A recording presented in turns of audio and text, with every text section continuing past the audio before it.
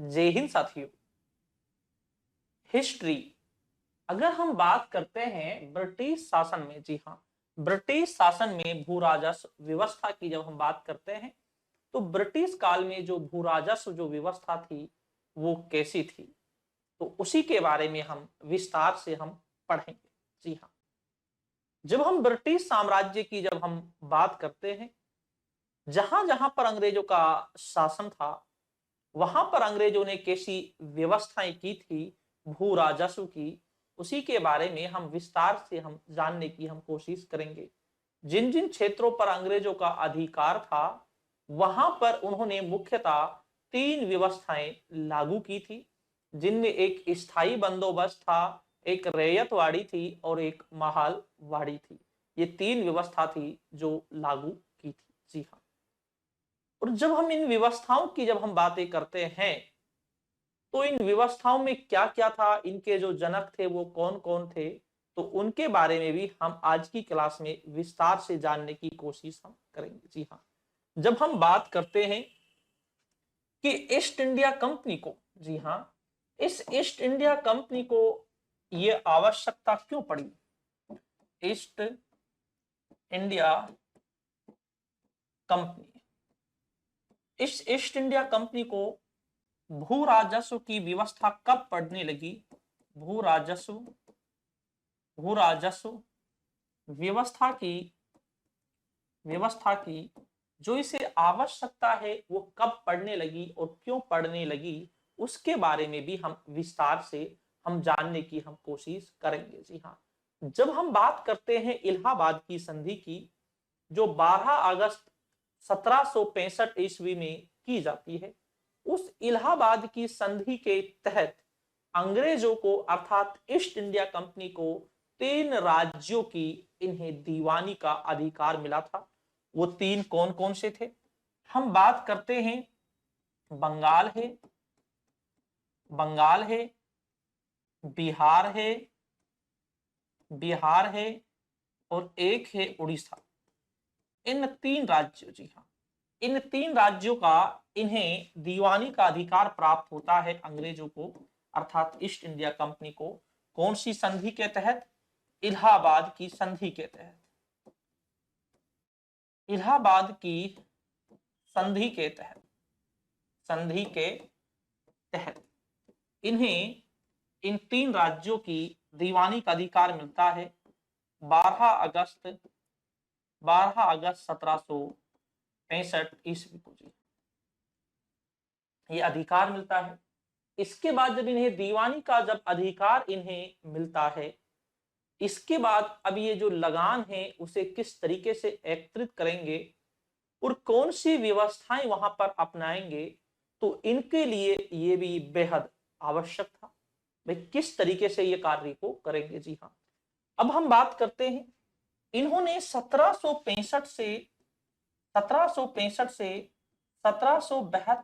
ईस्वी तक 1765 से 1772 ईस्वी तक बंगाल, बिहार और उड़ीसा में इन्होंने द्विवेद शासन अपनाया था। द्विवेद शासन इन्होंने अपनाया था। अब इस द्वैत शासन के तहत क्या था कि जो दीवानी का जो अधिकार था वे अंग्रेजों के पास था, जो दीवानी का अधिकार था, और जो यहां पर लगान जो एकत्रित करते थे जो उप दीवान थे वो भारतीय थे। हम बात करते हैं यहाँ के इन्होंने उप दीवान जो बनाए थे वे उप दीवान भारतीयों को बनाया था। जैसे बंगाल है, बंगाल का इन्होंने किसको बनाया था? रजा खां को उपदीवान बनाया था। बिहार का उपदीवान इन्होंने सिताब राय को बनाया था। उड़ीसा का उपदीवान राय दुर्लभ को बनाया गया था। जी, ये उपदीवान हो गए और मुख्य दीवान कौन थे? अंग्रेज थे। इस तरीके से ये व्यवस्थाएं चल रही थी। इस तरीके से जो ये व्यवस्था थी, ये व्यवस्था चल रही थी। अब हम बात करते हैं ये कब तक चलती रहती है इसी तरीके से ये व्यवस्था। ये 1765 से 1772 तक यही व्यवस्था चलती रहती है। बाद में 1772 ईस्वी में वारेन हेस्टिंग्स की जब हम बात करते हैं तो उस वारेन हेस्टिंग्स ने इस द्वैत शासन को समाप्त कर दिया। जी हाँ, उस वारेन हेस्टिंग्स ने इस द्वैध शासन को समाप्त कर दिया और इसके बाद अब पूरा जो इनका अधिकार था दीवानी का वो अंग्रेजों के पास आ जाता है और अब जो ये उपदीवान है इनको हटा दिया जाता है। और इसी के बाद 1772 के बाद अब अंग्रेजों को फिर आवश्यकता होती है कि यहां पर जो ये लगान जो व्यवस्था है वो कैसी की जाए। फिर आवश्यकता होती है कि जो लगान है वो व्यवस्था यहां पर कैसी लागू की जाए। अब इनको फिर आवश्यकता पड़ती है। जी हाँ, हम बात करते हैं 1772 ईस्वी में। 1772 ईस्वी में द्विवेद शासन को समाप्त कर दिया गया। किसको समाप्त कर दिया गया? द्विवेद शासन को समाप्त कर दिया गया। कब? 1772 ईस्वी में समाप्त कर दिया गया। इसके बाद इसे समाप्त किसने किया है? इसे जो समाप्त किया है वारेन हेस्टिंग्स ने समाप्त किया है। जी हाँ, वारेन हेस्टिंग्स ने समाप्त कर दिया। इस दोहरे शासन को वारेन हेस्टिंग्स ने इसे समाप्त कर दिया। अब जब इसे समाप्त किया जाता है और वारेन हेस्टिंग्स ने जब इसको समाप्त किया है तो अब वारेन हेस्टिंग्स को अब आवश्यकता थी कि यहां पर कैसी व्यवस्था लागू की जाए। जी हाँ, और हम जब बात करते हैं 1765 से 1772 ईस्वी तक के शासन काल को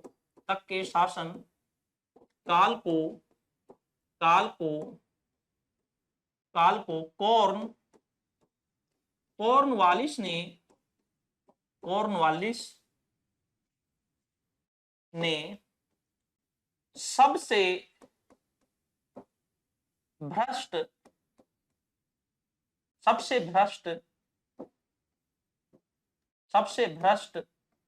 शासनकाल कहा। जो ये द्वैध शासन था इसकी कॉर्नवालिस ने भी आलोचना की है और इसे सबसे भ्रष्ट इसे शासनकाल कहा है। किसने? कॉर्नवालिस ने भी इसे सबसे भ्रष्ट शासनकाल इसे कहा है। जी हाँ, ठीक है। इसके बाद हम बात करते हैं, अब जो ये कॉर्नवालिस है इसने भी इसकी आलोचना की है। इसके बाद इसे समाप्त किसने किया है? वारेन हेस्टिंग्स ने। अब वारेन हेस्टिंग्स ने एक नई व्यवस्था अपनाई थी। 1772 ईस्वी में 5 वर्ष के लिए लगान निश्चित कर दिया गया। 5 वर्ष के लिए जो लगान था वो क्या कर दिया गया? अब निश्चित कर दिया गया है 5 वर्ष के लिए जो लगान है। अर्थात अब जो लगान है जो अभी जो हम बात कर रहे हैं इस लगान को 5 वर्ष तक के लिए निश्चित कर दिया गया है।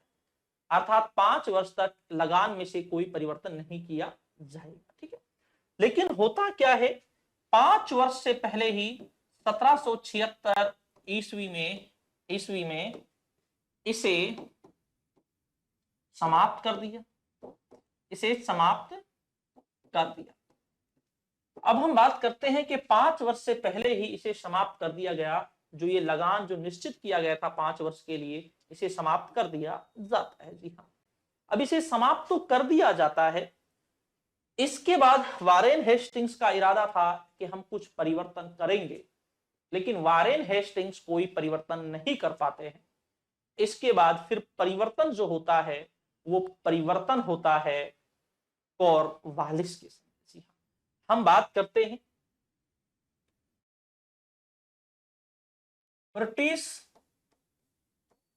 ब्रिटिश काल में भू राजस्व व्यवस्था। अब जब ब्रिटिश काल की जब बात की जाती है भू राजस्व व्यवस्था की इसको हमें इस तरीके से समझना होगा बहुराजस्व व्यवस्था को। हम बात करते हैं, एक है 51% भूमि पर था रैयतवाड़ी, रैयतवाड़ी था 51% भूमि पर। 30% जो भूमि था इस पर था स्थायी बंदोबस्त, स्थायी बंदोबस्त था। इसके बाद हम बात करते हैं, स्थायी जो बंदोबस्त था वो 19% भूमि पर था, 19% भूमि पर स्थायी बंदोबस्त था। 30% भूमि पर था माहलवाड़ी, माहलवाड़ी। तो इस तरीके से 3 प्रकार से इन्हें डिवाइड किया। कितनी तरीके से डिवाइड किया गया? 3 तरीके से डिवाइड किया गया है। एक है स्थायी बंदोबस्त, रैयतवाड़ी और माहलवाड़ी, 3 तरीके से इसे डिवाइड किया गया है। अब जब हम बात करते हैं कि जो इसे 3 तरीके से इसे जो डिवाइड किया गया है, इसकी जब हम बातें करते हैं, जब 3 तरीके से इसे डिवाइड किया गया है, जब हम इसकी बात करते हैं, नंबर पहला है स्थायी बंदोबस्त, बंदोबस्त। जब इसकी हम बात करते हैं, लगान को निश्चित कर दिया गया था, निश्चित कर दिया गया था।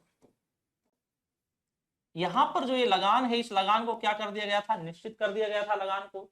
जी हाँ, 20-30 वर्ष के लिए लगान को निश्चित कर दिया गया था। नंबर दूसरा है रैयतवाड़ी, रैयतवाड़ी। इसकी हम बात करते हैं, किसानों से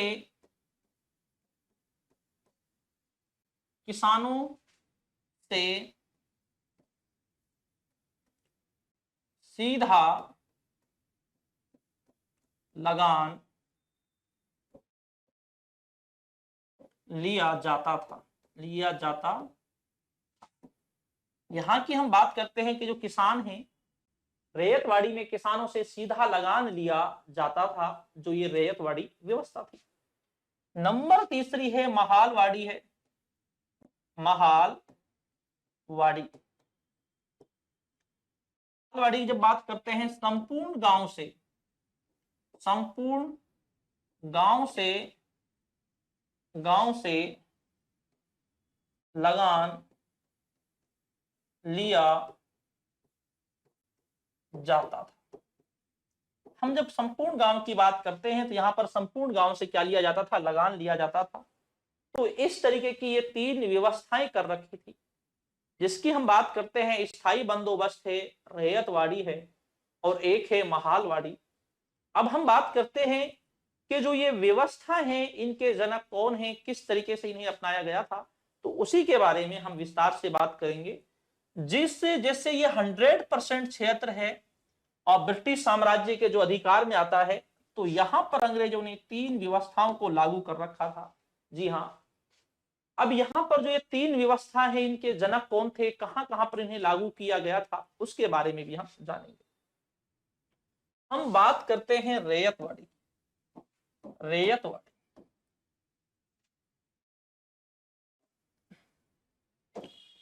रैयतवाड़ी से पहले सबसे पहले हम पढ़ते हैं स्थायी बंदोबस्त, स्थायी बंदोबस्त, स्थायी, स्थायी बंदोबस्त। सबसे पहले हम बात करते हैं जो इसके जनक थे, जनक इसके थे कॉर्नवालिस थे, कॉर्नवालिस इसके जनक। समय की जब बात की जाती है, कब इसे लागू किया जाता है? 1793 ईस्वी। लागू जो किया जाता है, इसे 1793 ईस्वी में लागू किया जाता है। ठीक है, इसके बाद अब बात करते हैं स्थान, भाई कहां कहां पर इसे लागू किया जाता है। बंगाल है, बंगाल है, बिहार है, उड़ीसा है। जी हाँ, बंगाल है, बिहार है, उड़ीसा है, यूपी के सी है। यूपी के किस में लागू किया गया था? वाराणसी में लागू किया गया था। और वाराणसी में इसे जोनाथन जोनाथन डंकन ने लागू किया। ये इससे संबंधित है वाराणसी, यहां पर इसे लागू किया जाता है। अब हम बात करते हैं कि जो इसका भाग था, कितने परसेंट भाग पर था ये। भाग की जब हम बात करते हैं, ये ब्रिटिश साम्राज्य का जिस पर अधिकार था उसके 19% भाग पर ये स्थायी बंदोबस्त था। जी हाँ, हम बात करते हैं जमींदारों को जमीन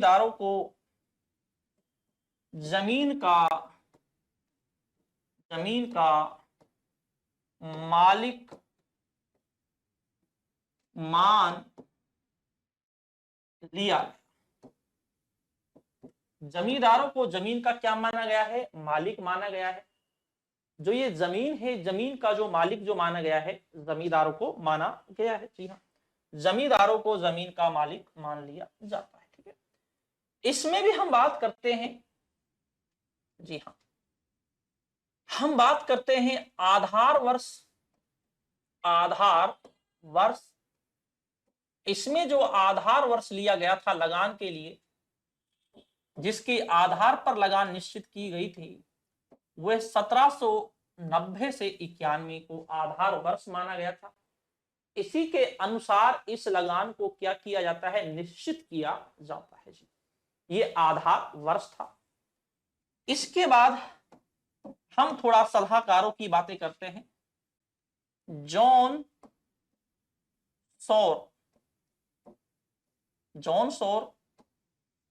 और जेम्स, या हम कहें ग्रांट जेम्स,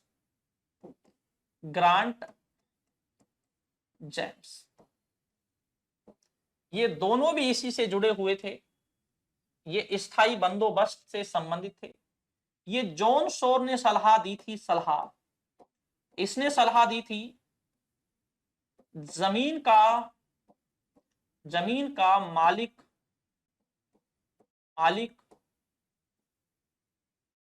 जमींदार को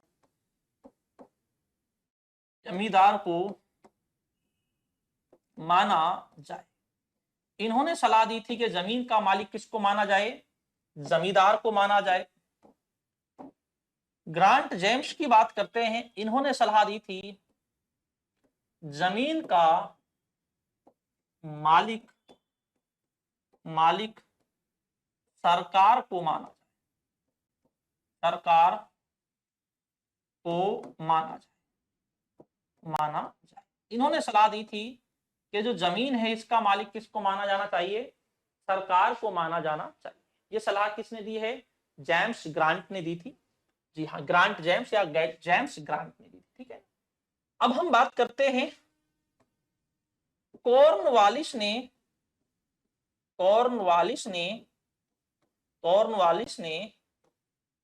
जॉन सौर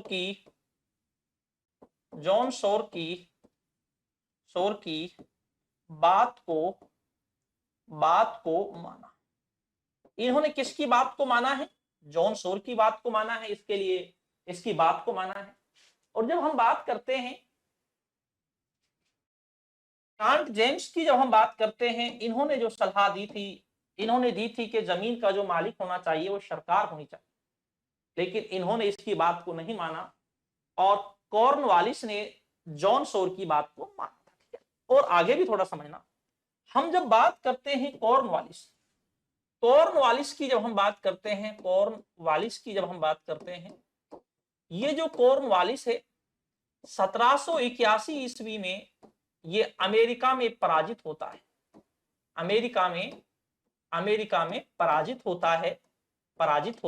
पराजित हुआ और ये अमेरिका में जो पराजित होता है यॉर्क टाउन के युद्ध में, ये अमेरिका में पराजित होता है। और जो ये कॉर्नवालिस था, ये है एक जमींदार का बेटा था जी हाँ। इसलिए भी इन्होंने जमींदारों का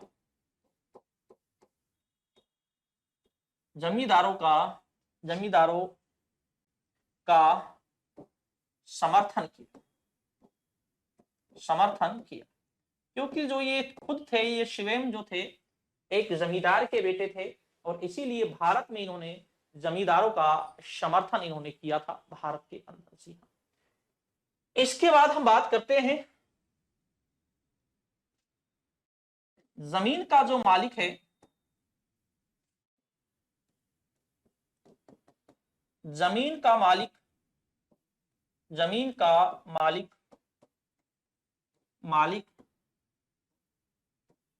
जमींदारों को माना। लेकिन अब एक प्रश्न ये उठता है कि जमींदारों को जमीन का मालिक तो माना जाता है, इससे अंग्रेजों को क्या बेनिफिट था, क्या अंग्रेजों को फायदा था? जमीन का मालिक जमींदारों को मानने के पीछे अंग्रेजों की क्या वजह थी? क्यों जमीन का मालिक अंग्रेजों ने जमींदार को माना था? यह भी एक हमारा बड़ा महत्वपूर्ण प्रश्न बनता है। जी हाँ। जमीन का मालिक जमींदारों को मानने के पीछे उद्देश्य। हम बात करते हैं जमीन का मालिक जमींदारों को मानने के पीछे क्या उद्देश्य थे, उसके बारे में जान लेते हैं। पहला पॉइंट है, अंग्रेजों को एक ऐसा वर्ग मिल गया जो संकट आने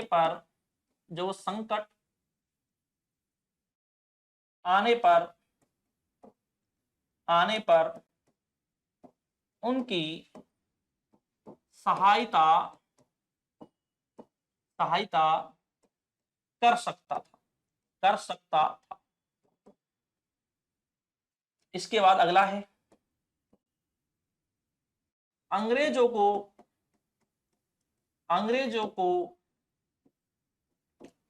किसानों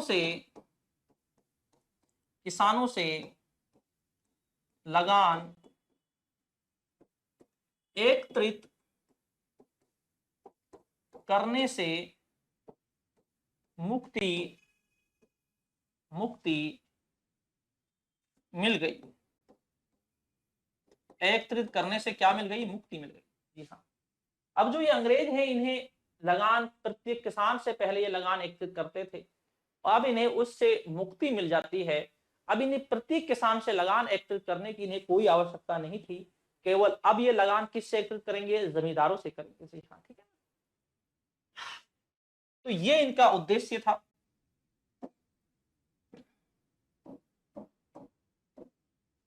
जमींदारों को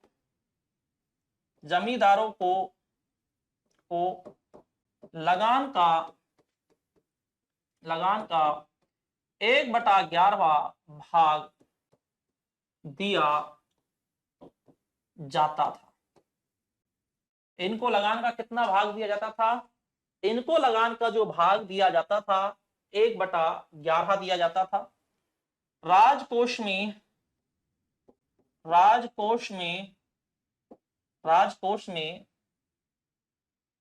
10/11 जमा कराना होता था। अगर हम राजकोष की बात करते हैं तो राजकोष में जो इन्हें लगान जो जमा कराना होता था वो 10/11 भाग इन्हें राजकोष में जमा कराना होता था। जी हाँ। इसके बाद अब हम बात करते हैं किसानों को लाभ। किसानों को लाभ, अब किसानों को इससे क्या लाभ था? प्रतिवर्ष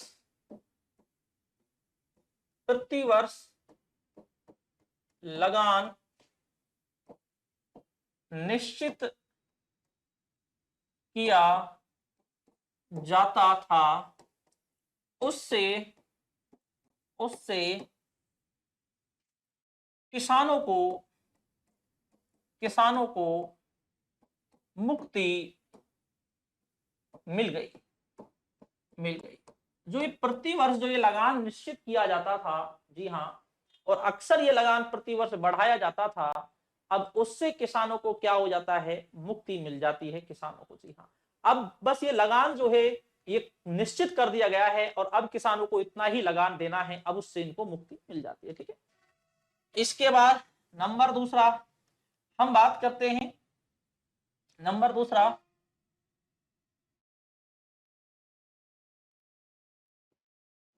किसानों के लिए लगान निश्चित कर दिया गया।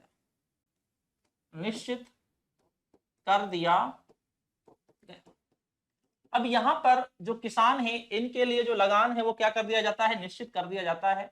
अब किसानों को भी ये पता चल जाता है कि भाई इतना लगान तो हमें जमा ही कराना है, तो निश्चित कर दिया जाता है। ठीक है, इसके बाद लाभ के साथ साथ हम हानि की बात करते हैं। हानि अर्थात किसानों को इसका नुकसान क्या है? जी, हम बात करते हैं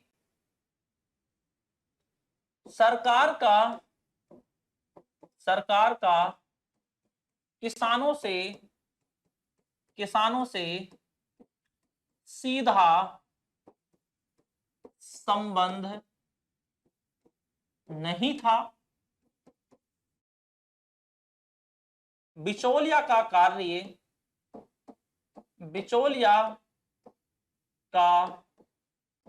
कार्य जमींदार करते थे। हम बात करते हैं सीधा जो संबंध था वो किसानों से इनका नहीं था, अंग्रेजों का। जो बिचौला का जो कार्य करते थे वो कौन करते थे? अंग्रेज करते थे। ठीक है, नंबर दूसरी हम बात करते हैं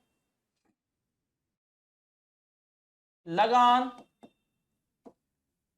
निश्चित कर दिया गया था। लगान निश्चित कर दिया गया था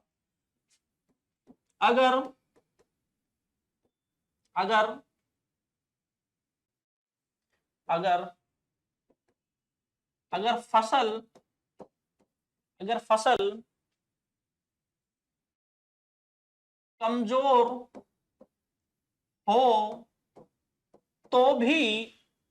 कमजोर हो तो भी लगान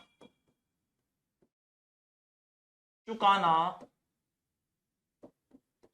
होता था। अगर फसल कमजोर हो जाए तो भी जो लगान था वो चुकाना होता था। अगला है जमीन का मालिक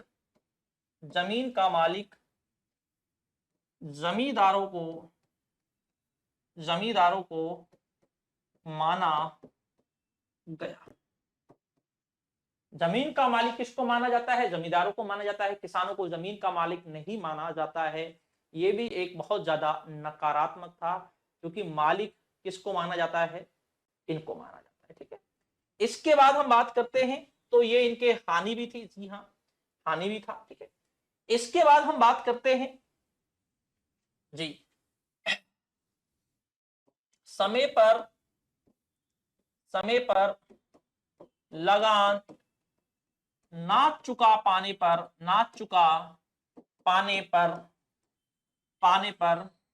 जमींदार को यह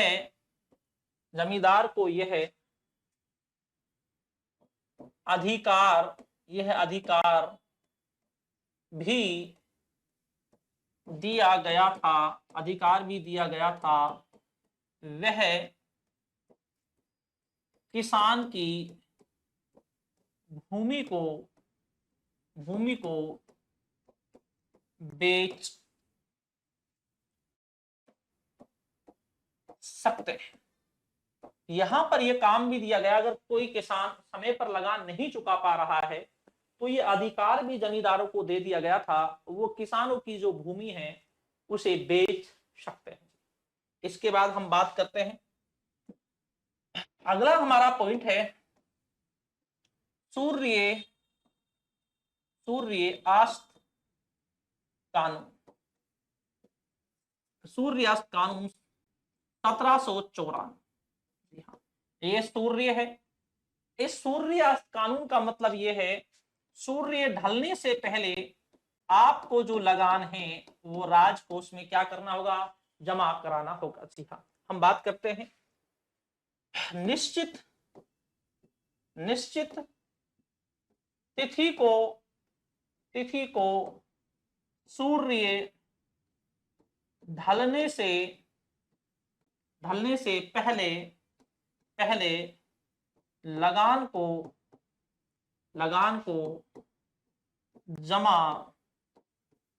जमा कराना होगा। सूर्य ढलने से पहले निश्चित तिथि को लगान को क्या करना होगा, जमा कराना होगा। अगर लगान को जमा नहीं करा पाते हैं तो उनकी जो जमीन है, जमींदारों की जमीन को भी बेचा जा सकता था। ऐसा ये कानून था। जी हाँ, हम जब बात करते हैं इस कानून की, जब हम बात स्थायी बंदोबस्त की जब हम बात करते हैं, स्थायी बंदोबस्त, जब हम इस स्थायी बंदोबस्त की बात करते हैं तो समझना इस स्थायी बंदोबस्त में क्या, इसके बारे में क्या कहा है। राजा राम मोहन राय ने स्थायी बंदोबस्त को अच्छा बताया है।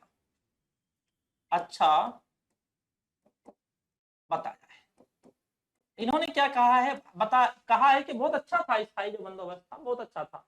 ये किसने कहा है, राजा राम मोहन राय ने कहा है। इसके बाद हम बात करते हैं आरसी दत्त की। जब बात करते हैं, आरसी दत्त ने भी इसे सही बताया। हम आरसी दत्त की जब बात करते हैं, उन्होंने भी क्या किया है, इसे सही बताया है। तो ये था एक स्थायी बंदोबस्त था जो 19% भूभाग पर था। जी हाँ, और जमीन का जो मालिक था, वास्तविक जो मालिक था, वो जमीन किसान के स्थान पर किसको माना जाता है, जमींदार को माना जाता है। इसके पीछे अंग्रेजों की एक ये प्लानिंग थी कि एक ऐसा वर्ग तैयार करना जो अंग्रेजों के लिए हमेशा तैयार रहे। जी हाँ, इसके बाद हम बात करते हैं, अगला है रैयतवाड़ी। जब हम रैयतवाड़ी की जब बात करते हैं, रैयत का अर्थ होता है किसान। इस रैयतवाड़ी में क्या था, किसानों से सीधा संबंध, किसका, सरकार। इसकी भी जब हम बात करते हैं, जो इसे लागू किया जाता है, सर्वप्रथम 1792 ईस्वी में 12 महल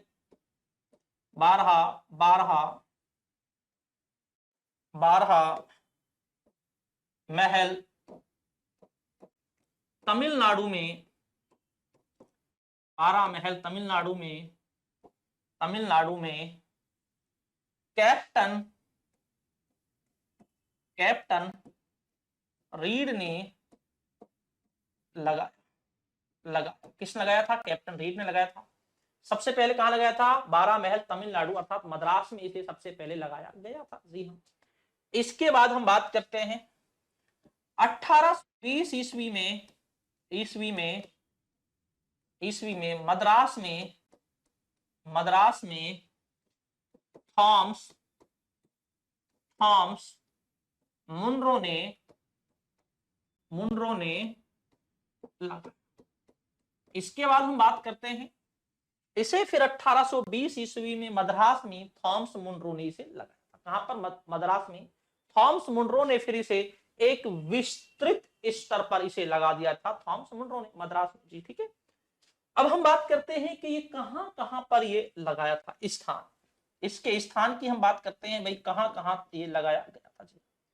हम बात करते हैं, जब स्थान की बात करते हैं तो मद्रास सीधा आ जाता है, मद्रास आ जाता है, बंबई में भी इसे लगाया जाता है जी हाँ। बंबई के बाद पूर्वी बंगाल आता है, पूर्वी पूर्वी बंगाल में इसे लगाया गया है, और इसके बाद असम में इसे लगाया जाता है, असम में, और एक है कुर्ग में इसे लगाया, कहां पर लगाया जाता है? कुर्ग में इसे लगाया जाता है। ठीक है, और कुछ हिस्सा सिंध का भी था, कहां का था? सिंध का, यहां पर इसे लगाया जाता है जी हाँ। तो इस तरीके से इसे लगाया जाता है, ये स्थान है। इसके बाद अगर हम भाग की बात करें, मैं पहले भी बात करके आया था, कितना ब्रिटिश अधिकार के कितने परसेंट भाग पर लगाया गया? 51% भाग पर इसे लगाया गया। जो ब्रिटिश अर्थात ईस्ट इंडिया कंपनी का जो अधिकार था, उसमें इसे जो लगाया जाता है 51% क्षेत्र में, सर्वाधिक जो था ये था, सर्वाधिक जो था ये था, इसे सर्वाधिक इसे लगाया जाता है। ठीक है ना। हम बात करते हैं बंबई में, काफी बार ये प्रश्न पूछ लिया जाता है, बंबई में रैयतवाड़ी व्यवस्था को किसने किसने चालू किया? तो हम बात करते हैं, इसे बंबई में एल फिनिस्टन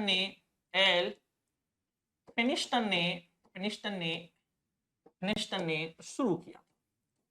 क्योंकि जो ये एल फिनिस्टन की भी जब हम बात करते हैं, 1819 से 1827 ईस्वी तक ये इस बंबई के क्या थे? गवर्नर थे जी हाँ, ये बंबई का गवर्नर थे, इसी ने इसे लागू किया था, इसी ने इसे लागू किया था। ऐसे जो प्रश्न हैं वो काफी ऐसे प्रश्न पूछे जाते हैं जी।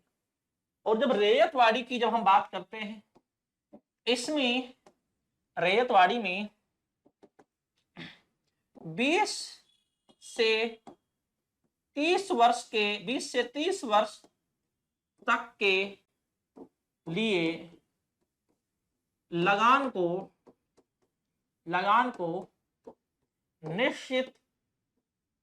निश्चित कर दिया गया था। लगान 55% लिया जाता था। लगान कितना लिया जाता था? 55% तक जो था वो लगान लिया जाता था, और इसे 20 से 30 वर्ष के लिए इसे निश्चित कर दिया गया था, जो ये लगान था जी हाँ, रैयतवाड़ी था। अब हम जब रैयतवाड़ी की जब हम बात करते हैं, यहां पर हम बात करते हैं किसानों की स्थिति,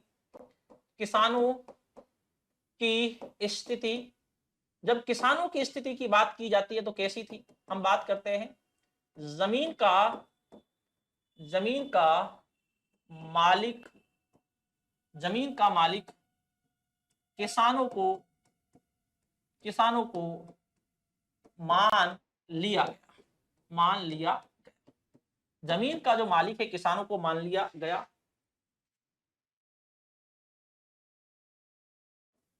किसान के पास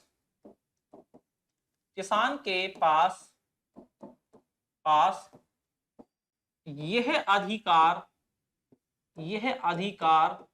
भी था, चाहे तो वह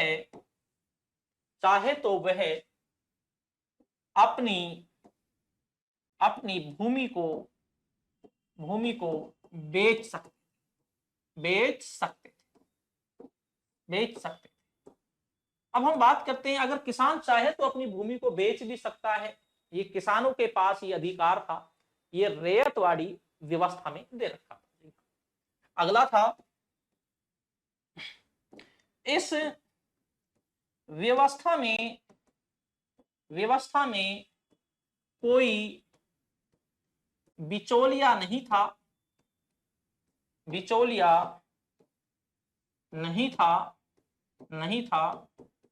अंग्रेजों का, अंग्रेजों का किसानों से, अंग्रेजों का किसानों से, किसानों से सीधा, सीधा संबंध था।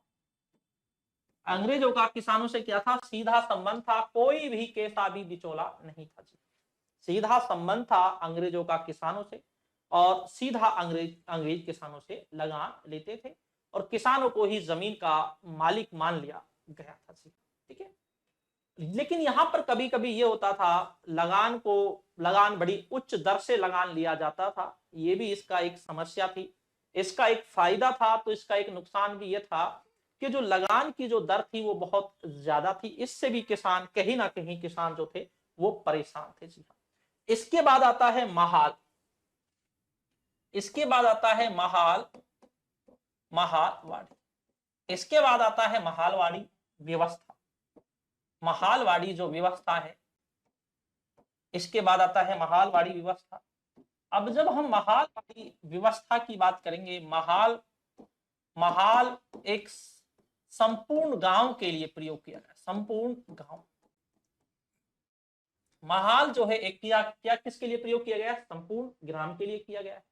हम बात करते हैं इसके जो जनक हैं, जनक हॉल्ट, हॉल्ट मैकेंजी, मैकेंजी, इन्होंने, इन्होंने 1819 ईस्वी में, ईस्वी में इस व्यवस्था की, व्यवस्था, इस व्यवस्था की सलाह दी, सलाह दी। 1822 ईस्वी में, ईस्वी में अधिनियम 7 के तहत इसे, इसे अपनाया गया, अपनाया, अपनाया गया। यहां पर हम बात करते हैं इसे जो अपनाया जाता है 1820 में अपनाया जाता है। अधिनियम की बात करते हैं तो अधिनियम कौन सा है? 7 अधिनियम के तहत इसे अपनाया जाता है। अब हम बात करते हैं कि कहां कहां पर थी ये। इसकी जब बात की जाती है, ये आगरा थी, आगरा है, अवध में भी थी, आगरा है, अवध है, पंजाब, जी हां पंजाब, उत्तर प्रदेश भी है, उत्तर प्रदेश है, और हम बात करते हैं ये उत्तर भारत में भी थी जी हाँ।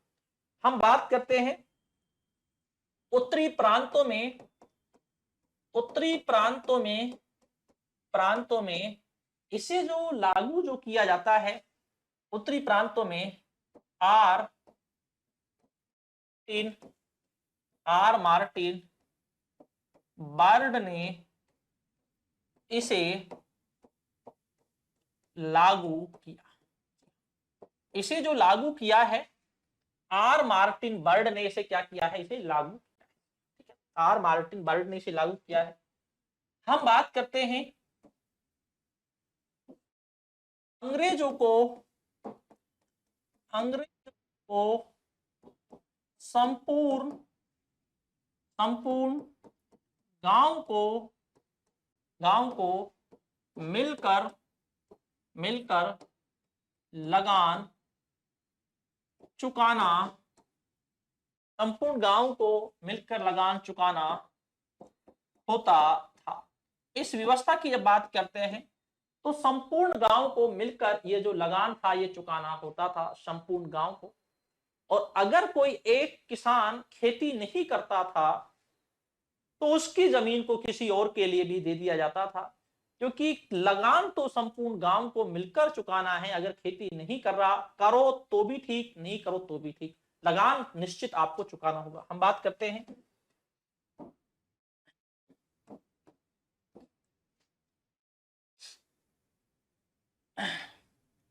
संपूर्ण गांव की